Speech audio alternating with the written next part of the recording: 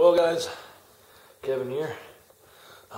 Today I'm going to reveal the four-wheeler to you guys. If you guys follow me on Instagram, you can see all the projects I'm working on, and I've been working on this one for 4 or 5 days.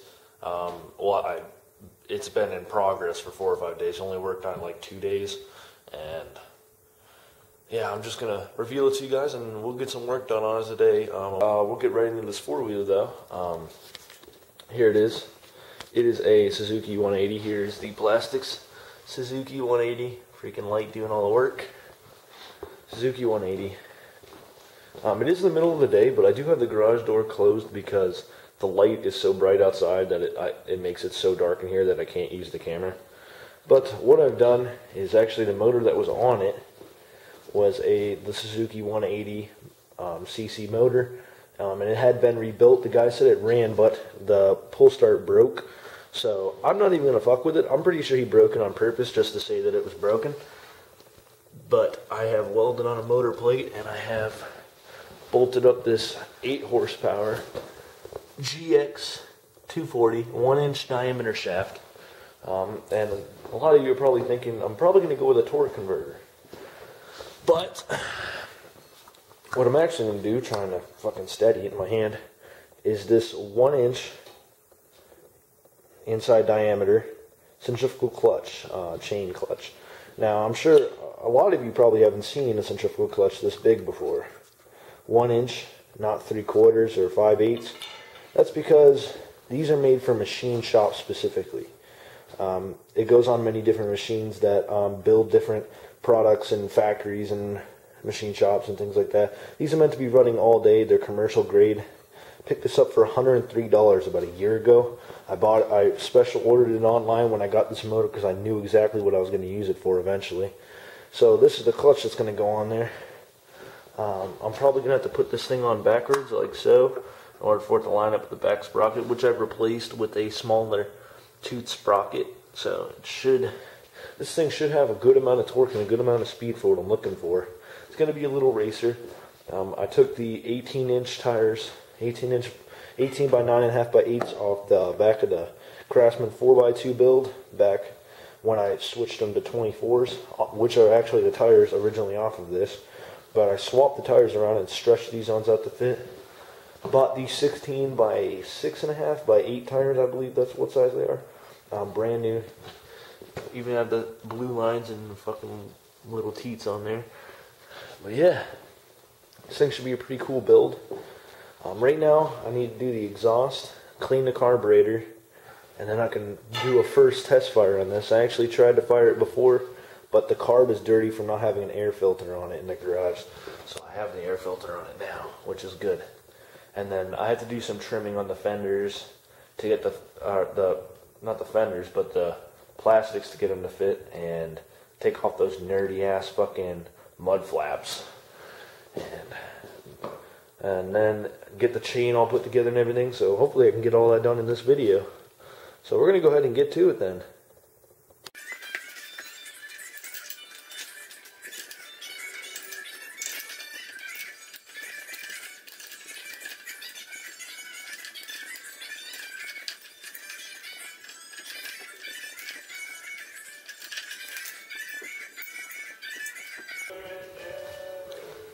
This shit is not cool.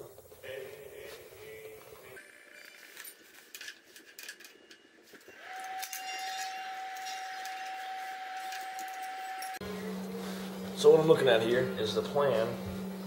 This is the old one, and I modified this so it would fit. And the music's loud as shit, but this went on like this, but it's not the correct angle that I want.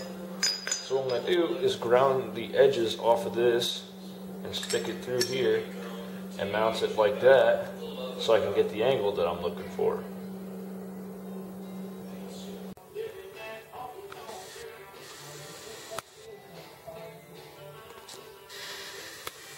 That may have been the problem. All better.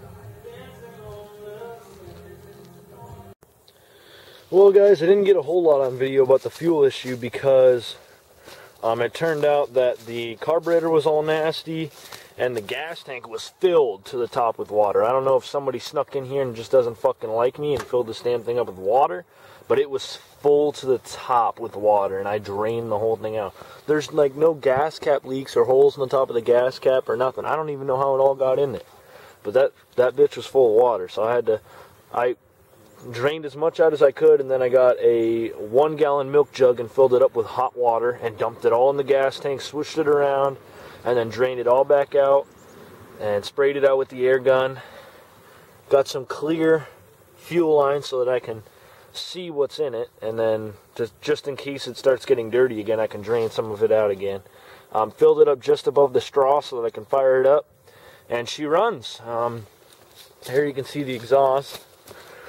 And yes, I understand this is galvanized pipe, but the way it is right now, it looks freaking awesome. But that's why it's all the way over here, away from the garage, because I fired it up and let it run for a while and burn off as much of that cancer-causing shit as possible. I'm not a complete dumbass, don't worry. But I'll fire it up for you guys real quick. It leaks a little gas. I gotta put a new O-ring in it.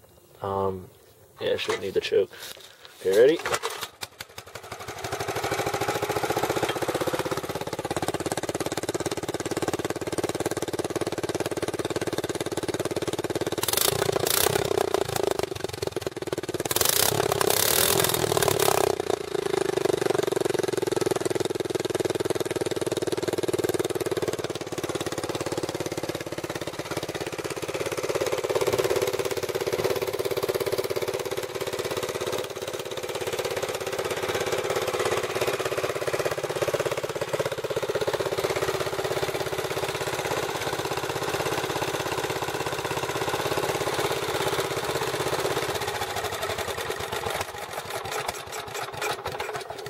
That's how I have to shut it off. I had to choke the shit out of it and turn the fuel off,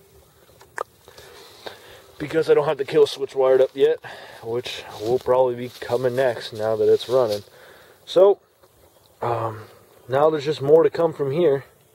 Probably get a little bit more done today, and then I'll call it a night and do some more tomorrow. Well, guys, after I showed you the exhaust, cleaned up the garage, cleaned up the driveway and everything, moved this thing back in here. I just put the front plastics on for shits and giggles, but got the chain put together, and the clutch, I had to grind the shaft down a little bit to get the clutch to slide on nice. So what I'm going to do is I'm going to have to take one of the master links out and figure out what length I need to do this, and I'm going to take some links out of this chain. Then I'll jack the back up and let it run with the chain hooked up and get the idle perfect to where it's not wanting to drive away when I start it. And then when I do that, it should be rideable. I mean, I'm hoping, at least. So, we'll see. I gotta go grab a bite to eat though, because I haven't eaten all damn day. Alright guys, so a lot happened. I was just kind of on a roll, and I really didn't want to stop to grab the camera, so I'll go ahead and show you now, though. I got the clutch on. Nothing's really bolted up. It's just mocked up right now. So this is, I got the clutch on it. The chain is the right size that I need it now. I took like 6 links out of it. And I got the steel idler pulley. Now, I mean, people have told me this is a good idea, and people have told me this is a bad idea. I'm going to go ahead and try it. If it eats this pulley up, then I'll go buy a sprocket or something and put on here. But for now, I'm just going to leave this idler pulley on here, which it works really well. I have it at the right tension that it needs to be. It's at the right tension. I mean, and I test fired it a little bit, but it's running really bad because the air to fuel mixture is all fudged up, and I'm not really going to mess with it inside this garage. I'll do it tomorrow. But looking at it, the exhaust looks sweet, the way the galvanized pipe melted and whatever, but I made sure I was away from it so I didn't get cancer. But yeah, you look at it, I can turn this. Everything turns perfectly. And I feel like this is going to be the setup. I just need to get some washers on there and get a threaded bolt this size and get in there. This is tightened up, but I need to get the piece in here to tighten this piece up against that shaft there. That's tight. And then tomorrow I need to unbolt these 3 bolts because I don't have the 4th one in. Because the guy that I bought the 4-wheeler from said everything was in this bucket, and that was one of the things that wasn't in the bucket. So I'll take these 3 bolts out and put 3 washers back there to space this out a little bit. Because if you look at it, like, it's a little bit off. The camera makes it look a lot worse than it really is because of this fucking muffler here, but